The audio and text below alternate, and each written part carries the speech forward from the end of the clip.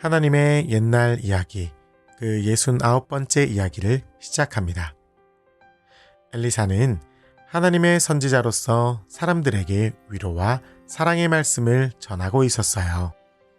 도움이 필요한 사람들을 찾아다니며 하나님께서 자신의 백성들을 얼마나 사랑하시는지를 알려주었죠.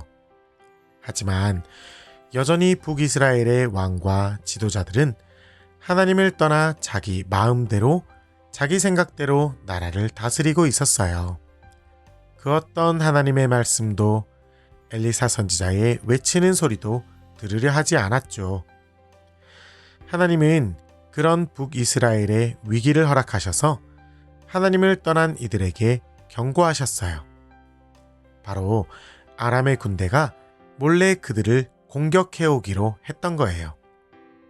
그런데 아람의 군대가 그 계획을 시작하기도 전에 북이스라엘은 그 모든 걸 이미 알고 있었네요. 하나님께서 엘리사 선지자를 통해 아람의 군대가 올 것을 미리 알려주셨던 거예요. 하나님을 떠난 이들을 경고하시며 위기를 주셨지만 그 위기 가운데 자신의 백성을 보호하셔서 누가 참 하나님이신지를 보여주셨던 거예요. 왕이시여, 아람의 군대가 공격하려 하니 저기 아래쪽 마을의 경계를 더 철저하게 하십시오.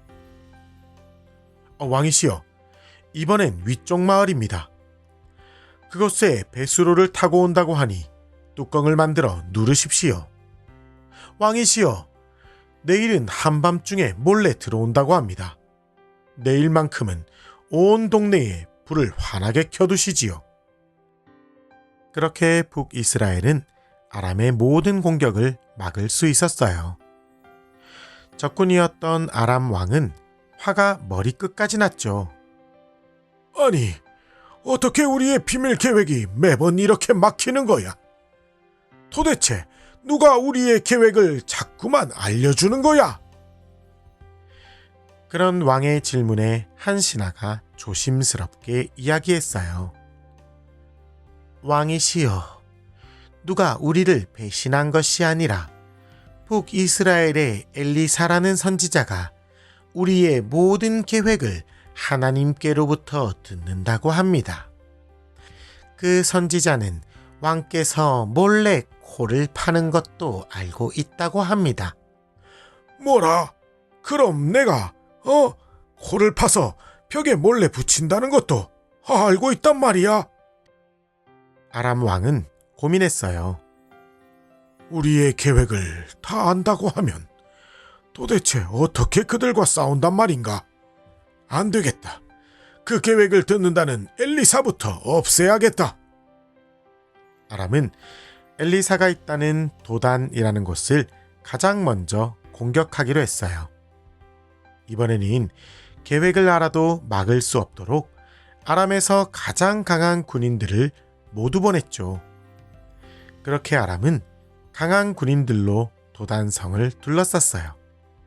그리고 그 성에서 한 명도 나올 수 없도록 단단히 지키고 있었죠. 하지만 엘리사는 두려워하지 않았어요. 그들은 보지 못했지만 불말과 불병거들의 하나님의 군대가 엘리사를 지키고 있었거든요. 그리고 그 장면은 두려워하고 있던 엘리사의 사환에게도 보여졌죠. 하나님의 능력과 그의 도우심이 진짜라는 것을 사환의 눈을 열어 보여주셨던 거예요. 그렇게 하나님은 아람의 군대로부터 북이스라엘과 자신의 선지자를 지키셨어요.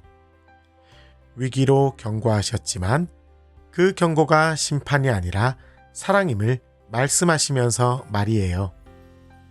하지만 안타깝게도 그런 하나님의 경고와 보호하심에도 불구하고 북이스라엘의 왕과 그 백성들은 여전히 하나님을 떠나 있었어요.